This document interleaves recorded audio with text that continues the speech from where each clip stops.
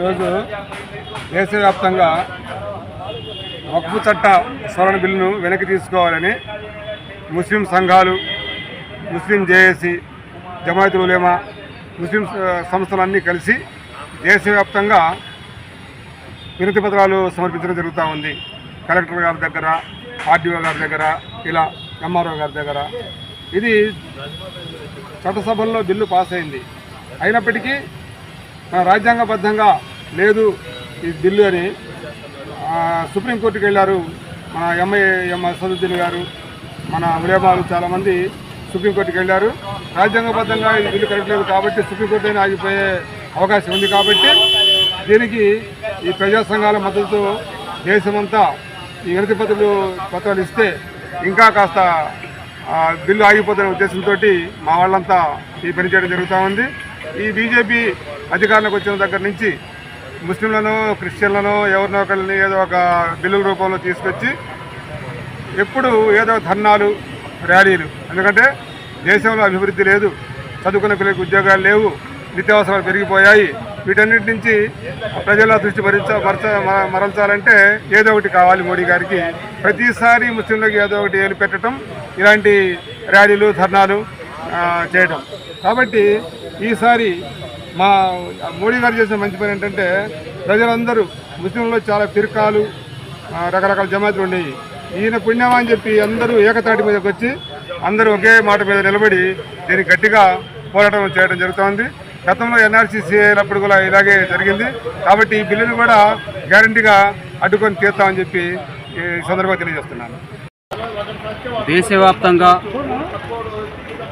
ఈ బీజేపీ ప్రభుత్వం చేస్తున్నటువంటి ప్రజా వ్యతిరేక విధానాలకి వ్యతిరేకిస్తూ గత 10 సంవత్సరాలుగా రోడ్ల మీదకు రాని రోజు లేదు. ముఖ్యంగా ముస్లింలని, క్రైస్తవులని, కమ్యూనిస్టులని ఈ విధంగా తారతమ్యాలు చూపిస్తూ ప్రజల్ని ఆనాడు బ్రిటిష్ వాడు ఏదైతే విభజించి పాలించాడో ఆ బ్రిటిష్ వాడి వారసులుగా ఇలా బీజేపీ నాయకులు ప్రజల్ని విభజించి ఇట్లా విద్వేషాలు రెచ్చగొట్టి దేశవ్యాప్తంగా ఒక అల్లకల్లోలమైనటువంటి వాతావరణం సృష్టించడంలో బీజేపీ ప్రభుత్వం చాలా సంపన్నమైనదిగా అర్థమవుతుంది. దీనివలన ఏదైతే బీజేపీ ప్రభుత్వం విభజించి పాలిస్తున్నామని అనుకుంటుంది, కానీ ఇవాళ ముస్లిం సమాజానికి దేశంలో ఉన్న ప్రజానీకం మొత్తం ఒక సంపూర్ణ మద్దతు తెలియజేసేటువంటి ఒక సన్నివేశం ఈరోజు కనపడతా ఉంది. ఎందుకంటే బీజేపీ ప్రభుత్వం చేస్తున్నటువంటి ప్రజా వ్యతిరేక విధానాలే ఇందుకు కారణం. ఈ దేశంలో ఆకలి చావులు, అసమానతలు, నిరుద్యోగం, పేదరికం ఈ బీజేపీ ప్రభుత్వ హయాంలో రోజు రోజుకి పెరుగుతూ ఉంది. దేశంలో ఒకవైపున కార్పొరేటర్లు కొమ్ముగాస్తున్నటువంటి బీజేపీ ప్రభుత్వం మొత్తంగా దేశవ్యాప్తంగా ఉన్నటువంటి 90% మంది జనాభా మీద రోజువారీ దాడి కొనసాగిస్తున్నాడు.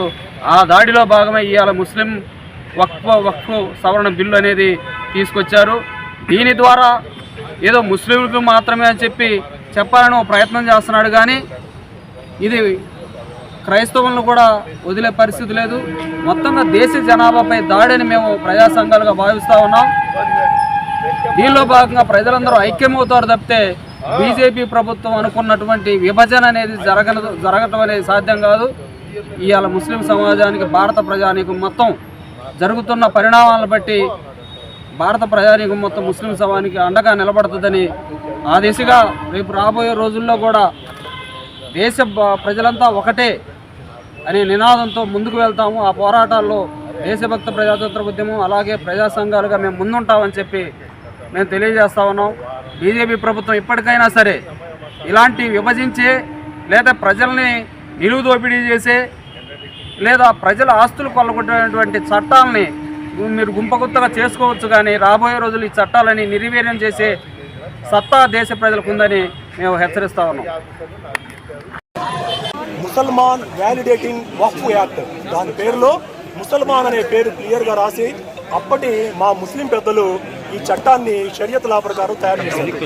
అప్పటి నుంచి ఎన్నో సవరణలు చేసుకుంటూ లక్షల కోట్ల రూపాయలు అక్కడ ఒక చోట గుత్తేదారుగా పెట్టి దాని ద్వారా భారతదేశంలో ఉన్నటువంటి మైనారిటీలు, ముఖ్యంగా ఒంటరి మహిళలు, భర్త లేనటువంటి మహిళలు, అలానే అనాథ పిల్లల కోసం, మసీదుల కోసం, మదర్సాల కోసం, ఖబర్స్థాన్ల కోసం, అషుడుఖానాల కోసం ఈ ప్రాపర్టీని, దాని మీద వచ్చేటటువంటి ఆదాయాన్ని ఉపయోగించి ఇన్నాళ్ళు ఈ భారతదేశంలో ఒక ముస్లిం మనగలుగుతున్నాడు.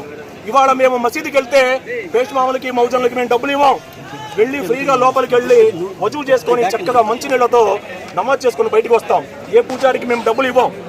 అలాంటి ఏర్పాట్లన్నీ కూడా ఈ వక్ఫ్ ద్వారానే ఇక్కడ మాకి సౌలభ్యం దొరుకుతుంది.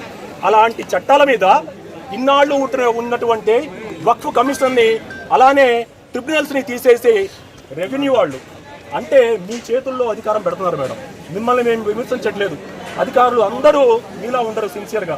ఖచ్చితంగా ఒక పొలిటీషియన్ ఫోన్ చేస్తే ఇవాళ అధికారుల పరిస్థితి ఏంటి అనేది మీకు తెలుసు, మాకు తెలుసు. దానికోసమే ఇవాళ ఉన్నటువంటి భారతదేశంలో లౌకికవాదులంతా కూడా మాకు ఉమ్మడిగా మాకు మద్దతు తెలిపి ఈ 2025 సవరణ చట్టాన్ని మాత్రమే వెనక్కి తీసుకోండి, మాకు పాత చట్టాన్నే అమల్లో పెట్టండి అని చెప్పి మేము అడుగుతూ, మహిళామణి, ఆంధ్ర వనిత, మీ చేతుల్లో ఈ బిల్లుని జాగ్రత్తగా పెట్టుకున్నాం మేడం. కొంచెం బ్యాక్ సైడ్ అమలు జరగకుండా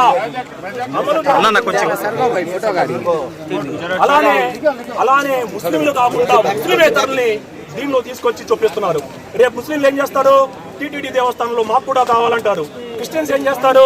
ముస్లింలో మాకు కూడా కావాలంటారు. ఈ విధంగా కులమతాలకి కొంచెం ఎన్నికలు వెళ్తే అందరూ వస్తారు.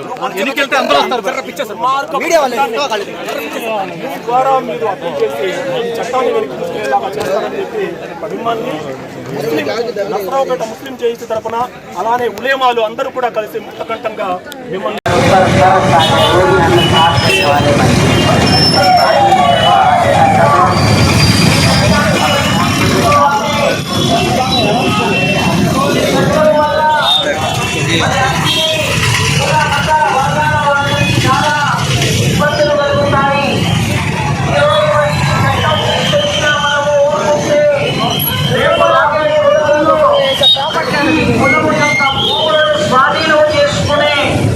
చట్టాలు తీసుకొస్తారు. అందుకోసమని మరి మనం అందరం కలిసి